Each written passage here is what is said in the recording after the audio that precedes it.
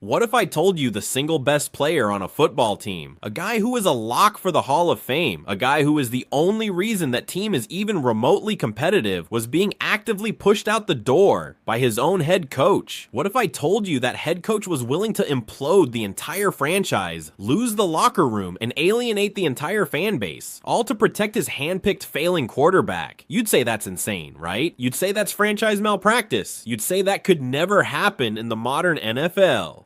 Well, folks, you need to open your eyes because it is happening. It's happening right now in Ohio. The Cleveland Browns organization is imploding right before our very eyes. And what's happening right now is absolutely unprecedented in modern NFL history. We're not talking about your typical locker room disagreements or minor tensions between a coach and player. No, no, no. This is a full-scale nuclear meltdown that's threatening to tear apart one of the most storied franchises in football. Myles Garrett, the Browns superstar defensive end and the unquestioned face of the franchise, has officially reached his breaking point, and the fallout is going to be catastrophic no matter how this plays out. This isn't just speculation. This isn't just a rumor. This is real. The tension that's been simmering beneath the surface in Cleveland for weeks has finally erupted into the open, and it's uglier than anyone could have imagined. Multiple reports are confirming that Garrett has straight up confronted head coach Kevin Stefanski about favoritism, about the quarterback situation, about the direction of the team, and about his own future in Cleveland. This isn't some subtle disagreement that can be smoothed over with a private meeting and a handshake. This is a fundamental breakdown in the relationship between the team's best player and its head coach.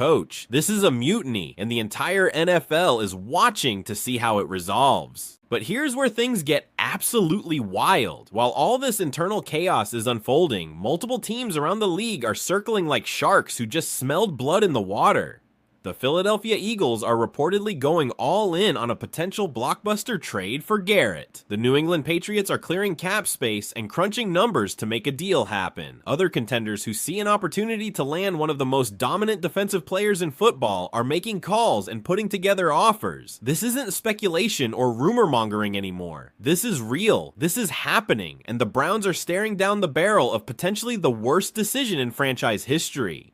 Let's set the stage properly here because the context makes this situation even more insane. The Browns are sitting at 2 wins and 6 losses. Their season is essentially over, their offense has been one of the worst in the entire league, and the only reason they're not getting completely embarrassed every single week is because Myles Garrett has been playing at an absolutely superhuman level on defense. This man has been carrying the entire franchise on his back, delivering performance after performance that should be celebrated and appreciated, and instead he's being disrespected, ignored, and apparently now being pushed out the door.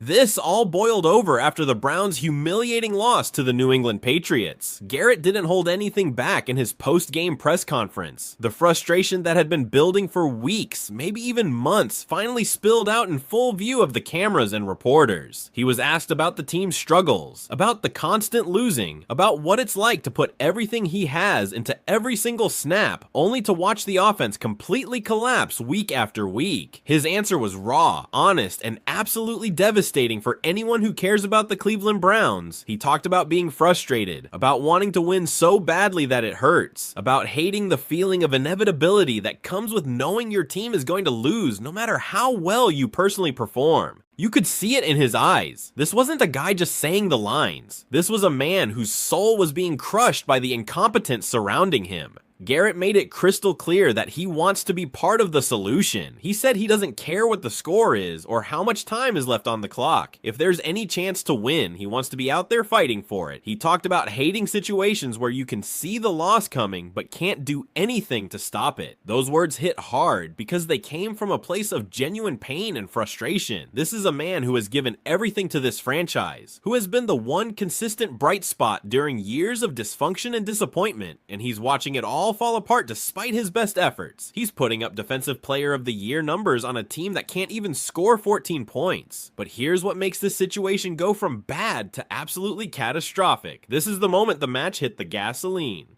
After Garrett's emotional and honest press conference, where he laid his heart out for the team and the city, Kevin Stefanski's response was cold, dismissive, and borderline disrespectful. In his own post-game comments, Stefanski acknowledged that everyone is frustrated, but then made a point of saying that the frustration shouldn't be directed at any single player. On the surface, that might sound reasonable, like a coach protecting his team, but everyone who heard it, everyone in that locker room, understood exactly what he was really saying. He was taking a shot at Garrett. He was taking a shot at his best player for showing emotion, for being passionate, for caring too much. It was a thinly veiled criticism of his franchise player for daring to express frustration publicly. That moment right there was the breaking point. That was when whatever relationship still existed between Garrett and Stefanski completely shattered. You don't do that. You just don't publicly undercut your franchise player like that, especially when that player has been the only reason your team hasn't been completely embarrassed on a weekly basis. It showed a fundamental lack of respect, a lack of understanding about what leadership actually means, and a stunning inability to read the room. Stefanski essentially told the world, and more importantly, his own locker room, that he doesn't care about Garrett's feelings, doesn't value his leadership, and isn't interested in addressing the legitimate concerns that his best player is raising. He chose his own ego over his superstar. Now, let's talk about the specific accusations that Garrett has reportedly made against Stefanski, because they cut right to the heart of what's wrong with this organization. This is the stuff that's leaking out from inside the building, from players and agents who have had enough. According to multiple sources close to the team, Garrett has straight up accused Stefanski of playing favorites, and specifically of protecting quarterback Dillon Gabriel at all costs while refusing to give ShedeurSanders a legitimate opportunity. That's a nuclear accusation to make. That is a charge that gets a coach fired, and it's not something a veteran player of Garrett's stature, a team captain, says lightly. When your defensive leader is publicly questioning the head coach's decisions about the offense and suggesting there's bias and favoritism involved, that's a 5-alarm fire for organizational dysfunction. Garrett reportedly believes that Stefanski's unwavering commitment to Gabriel, despite weeks and weeks of poor performance and offensive struggles, has destroyed team chemistry and is directly responsible for the Browns' terrible record. He's apparently been vocal in team meetings, not just in the presser, about the need for change, about the need to see what Shedeur can do when healthy, about the need to stop making excuses and start holding everyone accountable, regardless of their relationship with the coaching staff. These are legitimate concerns from a team leader. These are the questions the fans are screaming, and instead of addressing them or at least engaging with them respectfully, Stefanski has apparently doubled down and become even more defensive about his decisions. He's plugging his ears and saying, "La la la, my system works, the players just need to execute." The locker room situation in Cleveland right now is reportedly toxic. That's the word being used. Toxic. Multiple sources describe it as completely divided, with players choosing sides between those who support Stefanski and those who align with Garrett's frustrations. That's catastrophic for any team trying to compete, but it's especially devastating for a team that's already struggling to win games. When your locker room is split, when players are walking on eggshells, when the offense and defense are giving each other the side eye because the defensive guys know their superhuman efforts are being wasted, you've already lost. When players are more focused on internal politics than on executing on Sunday, you've already lost before you even take the field. The Browns have gone from a team with playoff aspirations to a dysfunctional mess that's eating itself alive from the inside. Now, let's address the elephant in the room, the trade rumors. And folks, I need you to understand, these aren't just idle speculation or clickbait headlines to get you to click. These are serious, substantive reports from legitimate sources indicating that multiple teams are actively pursuing Myles Garrett and that the Browns are, at least, entertaining the possibility of trading him. They're listening. Let that sink in for a moment. The Cleveland Browns, a franchise that has struggled to find elite, generational talent for decades, is seriously considering trading away one of the 5 best defensive players in the entire NFL. A player who's in his prime, who's under contract, who wants to win, and who has been nothing but professional and productive despite being surrounded by organizational chaos. It is mind-boggling. The Philadelphia Eagles are reportedly leading the charge. And of course they are. Howie Roseman is a shark. He's aggressive in how they build their roster, and they recognize that adding someone like Myles Garrett could be the piece that puts them over the top and makes them legitimate Super Bowl favorites. Imagine Garrett on that defensive line. You wouldn't even be able to snap the ball. According to reports, the Eagles are prepared to make a massive offer that could include multiple first-round picks and additional assets. That's the kind of haul that makes general managers' mouths water, but it's also the kind of trade that can set a franchise back for years if you're the one giving up a generational talent. And then there's the other team, Pat McAfee, who has sources all over the league and isn't prone to just making things up for attention, dropped a bomb on his show recently. He said that the New England Patriots are seriously interested in Garrett and are already working on clearing the necessary cap space to make a deal happen. McAfee compared it to the blockbuster Micah Parsons trade to Green Bay, suggesting this could be a similarly seismic move that reshapes the entire league landscape. If the Patriots, a team in the middle of their own rebuilding process, are willing to make that kind of commitment to land Garrett, it tells you everything you need to know about his value around the league. Bill Belichick knows a game wrecker when he sees one. He sees a dysfunctional organization and he's licking his chops, ready to fleece them. The reported asking price from Cleveland is astronomical, as it should be. 3 first-round picks plus a player. That's a king's ransom. That's the kind of package you'd normally only see for a franchise quarterback. But here's the thing, Myles Garrett might actually be worth it. Elite pass rushers who can completely take over games are that rare and that valuable. They are more valuable than many quarterbacks. Teams that have them consistently compete for championships. Teams that don't have them struggle to get stops when it matters most. The Browns know this, which is why the asking price is so high. But it also means that if they actually pull the trigger on this trade, if some team is desperate enough to meet that price, the Browns are admitting that the relationship is so broken that no amount of future value is worth trying to salvage it. They are choosing a coach over a future Hall of Famer. Let's talk about Garrett's actual performance this season, because it's important to understand just how valuable he's been and how utterly insane it would be to trade him. In that game against the Patriots, the one that sparked all of this drama, Garrett recorded 5 sacks. 5 sacks in one game. 2 of those sacks, 2 of them prevented what would have been certain touchdowns. He had a chase down tackle on a screen pass that saved a 40-yard gain. He was single-handedly dragging this corpse of a team. Without Garrett's dominant performance, that loss wouldn't have just been a loss. It could have been an absolute blowout, a 40-3 total embarrassment on national television. Instead, the defense led by him kept the Browns in the game and gave the offense multiple opportunities to step up. And what did the offense do with those opportunities? What did Kevin Stefanski's brilliant scheme and his hand-picked quarterback Dillon Gabriel do? Absolutely nothing. They sputtered, they stalled, they turned the ball over, and they looked completely lost. They looked like they had never practiced together. That game perfectly encapsulates the Browns' entire season and Garrett's frustration. He's out there playing at an all-pro Defensive Player of the Year level, doing everything humanly possible to give his team a chance to win. And the other side of the ball is letting him down.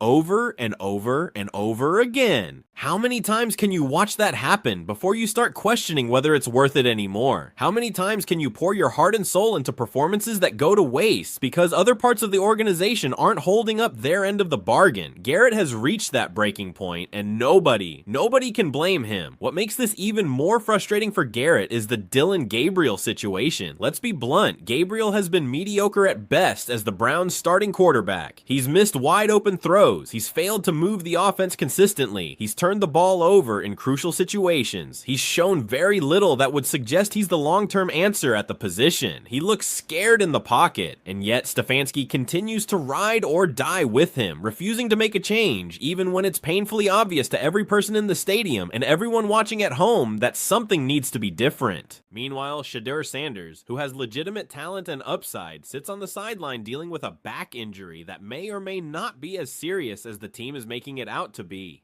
There are whispers that the injury is more about coach's decision than medical decision. Garrett's accusation that Stefanski is protecting Gabriel and playing favorites is damning because it suggests that decisions are being made based on personal relationships rather than what's best for the team's chance to win. That is toxic in any organization, but it's especially toxic in professional sports where winning is literally the only thing that matters. If players believe that the coach is making decisions based on who he likes or who he drafted rather than who gives the team the best chance to succeed, they're going to lose faith in that coach's leadership. And once you lose the locker room as a head coach, you're done. It's over. It's only a matter of time before you're fired. Stefanski, by choosing this hill to die on, has effectively lost his locker room. The reports about what's happening behind closed doors in Cleveland are absolutely wild. Sources say that Garrett has stopped holding back in team meetings. He's not just a lead-by-example guy anymore. He's confronting Stefanski directly, in front of other players and coaches, demanding answers about the team's direction, about the quarterback situation, about why nothing ever seems to change no matter how many times they lose. These confrontations have reportedly left the room in stunned silence, with other players shocked at how openly Garrett is challenging the head coach. That takes courage, especially in a league where players are often discouraged from speaking up or rocking the boat. But Garrett has reached the point where he doesn't care about politics or protecting feelings. He wants answers and he wants change. He wants to win. The locker room dynamics are apparently a complete mess right now. Some players are backing Garrett, agreeing with his assessment that Stefanski's stubbornness about Gabriel is killing the team's chances. These players see what everyone on the outside sees. The offense isn't working. Changes need to be made, and the head coach's refusal to adapt is the biggest problem. But other players are either afraid to speak up or genuinely believe in Stefanski's approach. They're keeping their heads down, going along with the program, and hoping things somehow turn around. The result is a divided locker room where different factions are pulling in different directions instead of everyone rowing in the same direction toward a common goal. It's a disaster. Perhaps most tellingly, sources close to Garrett say that he's not ruling out requesting a trade himself. That would be an unprecedented move for a player of his caliber who's still under contract. Players usually don't have that kind of leverage, especially defensive players who aren't quarterbacks. But Garrett's value is so high and his importance to the franchise is so obvious that if he actually did request a trade, the Browns would have to at least consider it. You can't keep a player of that magnitude on your roster against his will when he's making it clear that he doesn't want to be there. The relationship becomes poisonous. The locker room situation gets even worse, and eventually you have no choice but to move on. Kevin Stefanski, for his part, is acting like everything is totally fine. He's a robot. In his press conferences, he gives the same canned answers about needing to focus, about everybody being frustrated, but channeling that frustration into resolve, about the team just needing to execute better. It's corporate speak. It's coach talk that says absolutely nothing while trying to project an image of control and stability. But nobody's buying it anymore. The fans can see through it, the media can see through it, and most importantly, the players can see through it. When your head coach is in denial about the obvious problems plaguing the team, it erodes confidence and makes everyone question whether he's the right person to lead the organization forward. The front office's role in all of this is murky, but incredibly important. General Manager Andrew Berry has been notably quiet throughout this entire mess. He hasn't been doing press conferences, he hasn't been addressing the trade rumors or the locker room dysfunction, and he hasn't been publicly backing either Stefanski or Garrett. That silence is deafening. It suggests uncertainty at the highest levels of the organization. Berry is probably trying to figure out the best path forward, weighing whether to back his coach and potentially lose his best player, or back his player and potentially need to find a new head coach. Neither option is particularly appealing, which is why he's staying quiet for now. But that silence creates a power vacuum. It allows the situation to fester and get worse. In times of crisis, organizations need strong leadership from the top. They need someone to step up, take control of the narrative, and provide clear direction about where things are headed. The Browns don't have that right now. They have an owner in Jimmy Haslam who has a history of meddling but doesn't seem to be stepping in to resolve this crisis. They have a general manager who's gone silent. They have a head coach who's in denial. And they have a superstar player who's openly frustrated and potentially on his way out the door. That is a recipe for total, complete organizational collapse. Let's zoom out and look at what this means for the Browns' immediate future and long-term prospects. If they actually trade Myles Garrett, they're essentially punting on this season and probably the next several seasons as well. Garrett isn't just a good player, he's a transformational talent who makes everyone around him better. He commands double teams, which frees up other pass rushers. He disrupts opposing game plans. He provides leadership and energy. He's the kind of player you build an entire defense around, not the kind you trade away when things get tough. Losing him would leave a crater-sized hole in the Browns' defense that couldn't be filled even with multiple first-round picks. Those picks are just lottery tickets. Myles Garrett is a winning lottery ticket you're already holding. The psychological impact on the fan base would be devastating. Browns fans have been through decades of disappointment, false starts, and broken promises. They've watched their team cycle through countless coaches and quarterbacks, always hoping that maybe this time will be different. When the Browns drafted Myles Garrett first overall in 2017, it felt like finally they had secured a cornerstone player who could be part of the solution. Garrett has been everything they could have hoped for and more. He's been productive, he's been professional, he's been a leader, and he's been the one consistent bright spot during years and years of struggle.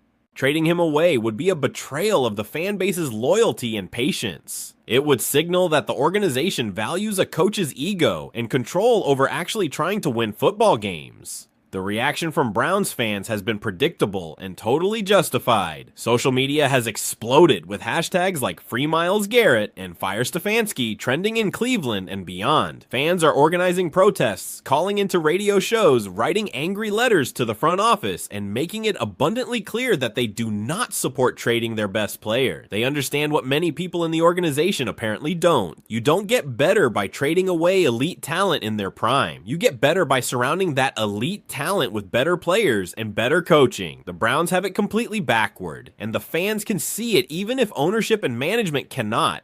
The comparison to other recent blockbuster trades is instructive here. When the Green Bay Packers traded for Micah Parsons, it was because they were a contender, adding a final piece to push them over the top. When the Las Vegas Raiders traded Khalil Mack to the Chicago Bears, it was widely considered one of the worst trades in recent memory, and the Raiders have regretted it ever since.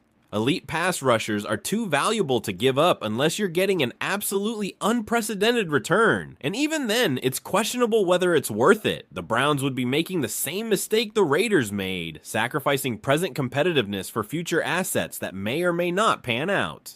Pat McAfee's comments about the Patriots' interest in Garrett are particularly interesting because they suggest that Bill Belichick and the New England front office believe they can still compete if they add the right pieces. The Patriots are in a transitional period, but they still have strong coaching and organizational infrastructure. Adding Myles Garrett to that defense would instantly make them one of the more dangerous teams in the AFC. It would give them a legitimate game wrecker. If the Patriots pull off that trade and Garrett goes on to dominate in New England, while the Browns continue to struggle, it will go down as one of the most lopsided and regrettable trades in NFL history. The Philadelphia Eagles' reported interest is equally significant because they're already a very good team that's contending for a Super Bowl. Adding Garrett would potentially make them the favorites in the NFC. Their defensive line would be absolutely stacked. Offensive coordinators around the league would have nightmares. The Eagles have shown they're willing to be aggressive, and if they believe Garrett is the missing piece, they'll do whatever it takes to make a deal happen. For the Browns, trading Garrett to a conference rival would be bad enough. Trading him to a team that then goes on to win a championship would be unbearable. The ShedeurSanders situation just adds another layer of complexity to all of this. If Stefanski is indeed protecting Gabriel and preventing Sanders from getting a fair shot, that's a massive problem that goes beyond just football strategy. It suggests a lack of integrity, a willingness to prioritize personal loyalty over the team's best interests. Garrett's frustration with this situation makes perfect sense. He's watching the offense struggle week after week with Gabriel at quarterback, and he knows there's a potentially better option sitting on the bench who isn't being given a chance.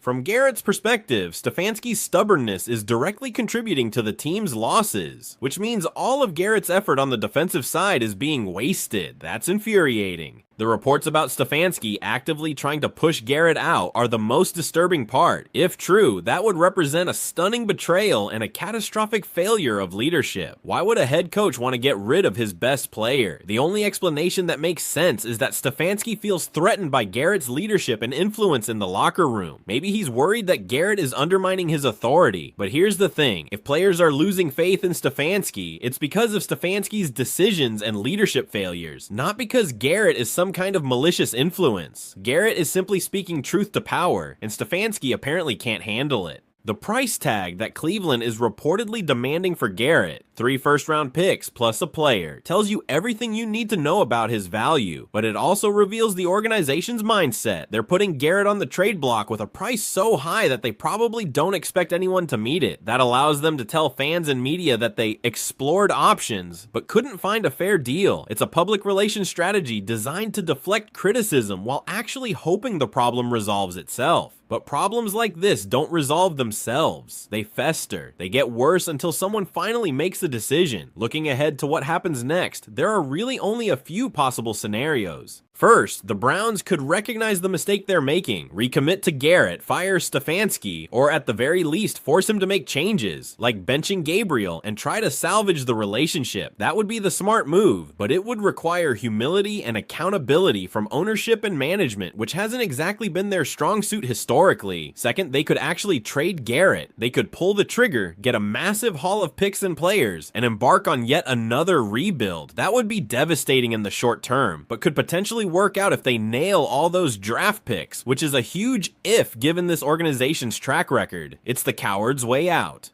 Third, and this is the most likely and most dangerous scenario, they could do nothing. They could let this situation continue to fester through the rest of the season, hoping that somehow things improve. They'll let Stefanski keep running his failed offense with his failed quarterback. Garrett's frustration will build, the locker room will rot from the inside out, the team will finish 3-14, and then, in the offseason, they'll be forced to make even harder decisions when Garrett's trade leverage is even lower, because everyone knows he wants out. This is a defining moment for the Cleveland Browns. They have a generational talent, a leader, and a man who wants to win for their city. And they have a head coach who is failing. The choice should be obvious. But in Cleveland, it never is. This is an organization on fire, and the man holding the gasoline can is the head coach.